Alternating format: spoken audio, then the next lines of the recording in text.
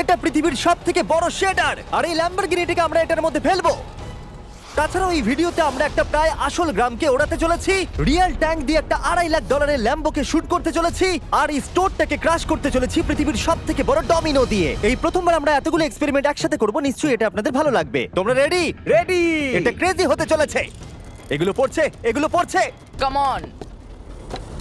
এই তো এগুলো কাজ করছে, সত্যি কাজ করছে। আমরা কি দৌড়বো এবার? ও তুমি আওয়াজটা পেলে? ও এটা পড়বে। এটা পৃথিবীর সবথেকে বড় ডমিনো, ও আর এটা তো এর থেকেও বেশি বড় ডমিনো। যাও যাও দোকানটাকে ভেঙে দাও। ও মাই গড,